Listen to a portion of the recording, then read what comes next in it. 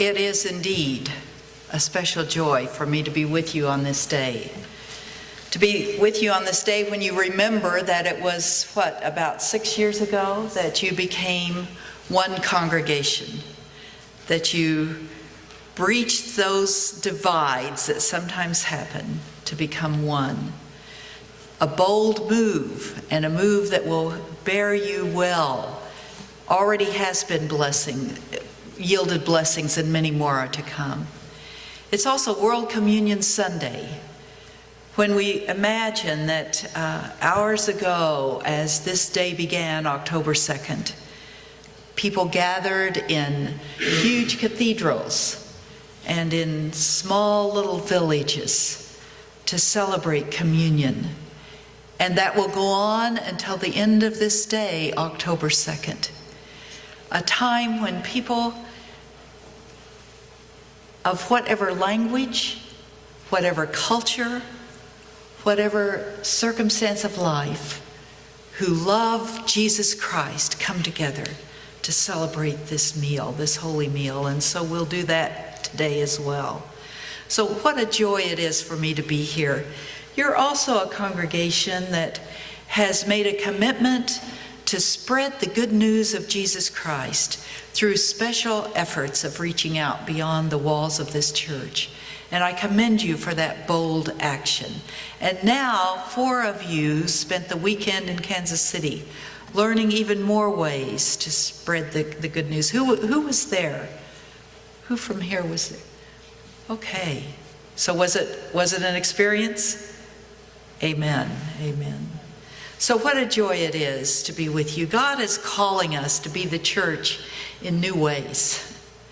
God is calling us to do this in risky ways, ways that require us to reach out into new transitions. Somebody suggested we shouldn't call it change, we should call it transitions. But whatever we call it, we're being required to move out in bold ways. I remember many years ago, my husband and I, Jack is also here, decided that we would move from Oklahoma, where his family roots were and where some of my roots were, at least in that part of the country, to this far-off land of Connecticut. We didn't know anyone there, but Jack had an opportunity for a job there. And so it came to moving day.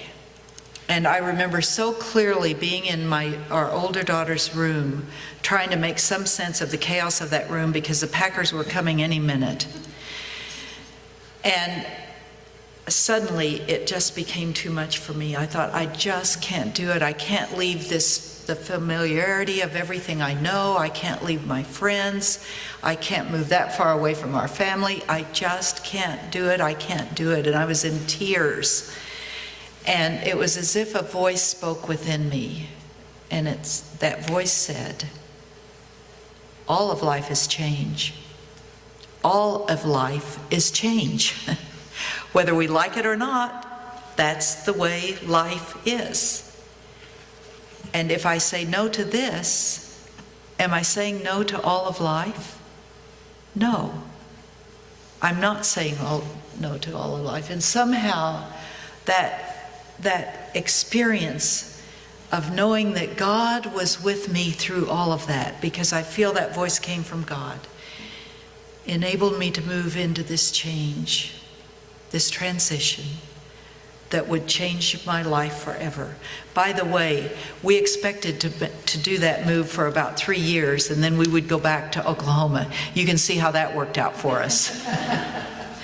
Because it became obvious that God was sending us into a new journey, into a new place that would be the place where God would lead us into what comes next.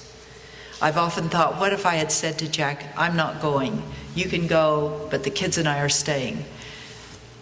What would have happened? How much we would have lost in our journey. The church must dare to move in these new ways. And that's a challenge. I'd like to share with you a little video that I had our communication persons, Jerry Wogelmuth, kind of condense. It's a story about a restaurant in Harrisburg. The restaurant is called Dodge City. And it seems that Dodge City had fallen on hard times. They'd been trying everything to make the restaurant a success, and nothing was working out. And so they became the feature on a show called Restaurant Impossible. Some of you have seen it. Robert Irvine is this tough expert who comes in and just changes everything around. It was out of date. It was filled with tacky cowboy memorabilia everywhere you looked, trophies, heads on the walls, mounted on the walls. And in their desperate attempt to get more customers, they had 5 different menus. And so everybody was confused. The customers were confused, the wait staff was overwhelmed, and the kitchen couldn't keep up. So they needed not just some kind of redecoration, they needed a total renovation.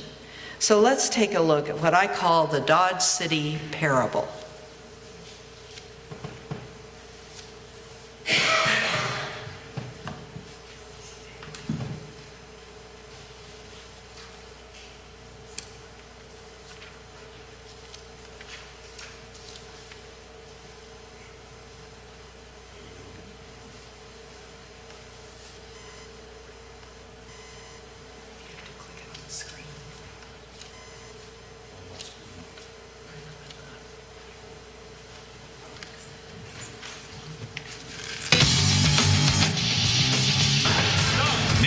Restaurant Impossible.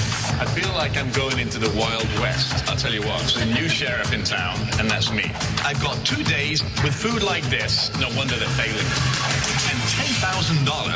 Carpet is awful. Walls are dirty. Chairs are yucky. To turn this place around. I didn't say this was going to be easy for you. This is hard to take criticism and not get any credit. No, no, no!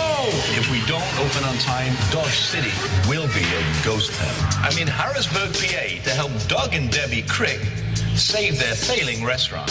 Doug and Debbie have owned Dodge City Restaurant for over 30 years. The first 25 years were great. For the last 5 years, our business has just dropped off dramatically. We've had to keep the restaurant afloat by investing our retirement money. It's sad. He tries so hard. He puts in countless hours. For this restaurant to survive, we need to make changes now. If we don't get those changes, we're not going to make it. We'll be closed in 2 months. This gentleman wants to be hands-on all the time, so he is in charge of the kitchen. Doug tends to not delegate a lot of things that he could. Do you let them do their job? Yes, there are some of the kitchen duties that I just don't like other people doing. First one is decor, the rustic look. Number 2, too many menus. Number 3, food presentation is awful. Number 4, Doug. Delegation. You have to delegate to motivate. And number 5, new customers. We got to think about how do we get the new customers. I feel bad that the restaurant was built and decorated by my own 2 hands, and it's all being torn apart by strangers. It's just hard to take the severe criticism and Not get any credit. Seems like even my staff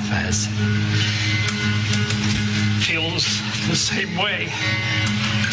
You have people that have stayed with you for 30 years. That means you've done something right. Just because they want to do more for you, that's them telling you, I need to give you more dignity and respect. I wouldn't be doing my job and doing you a service if I wasn't honest with you. I didn't say this was going to be easy for you or for me. Do you know how I feel when I walk in and I see somebody that's dedicated their life 30 years to doing something? But the concept of your restaurant has to change. It's not about your food, okay? Your food was great for 30 years. It's about moving forward. Obviously, something's not working. Oh, I know. It did work. You told me you'd lost your passion. I did. I'm giving your passion back. It's tough right now, but I'm going to tell you, at 6 o'clock tonight, when we reopen this restaurant, it will be a hit. Walk straight, stop. Are you ready, guys, Very much so. to see the new Dodge City restaurant? We are ready. All right, guys, open your eyes. Oh my God. Oh, wow. Oh, this is our restaurant. Amazing. Remember that old hopeful wall? You mean my lovely wallpaper? When I walked in here yesterday, it was dark, dingy, something out of a cowboy movie. Dreary. Today, we have light, Yes. bright, and a new lease on life. All right, enough of this nicety. Debbie to the front, Unbelievable. Doug to the back. All right, let's go. Servers in place. Somebody tell Chef Doug we are ready to open. Okay, let's open this door. Let's get these people in. Hi, everyone. Welcome to the new Dodge City. Dodge City has redeemed itself in my book. The entire concept has come together unbelievably between the decor, the style of service, the sign, the menu. It's just fantastic, more than I could ever have hoped for.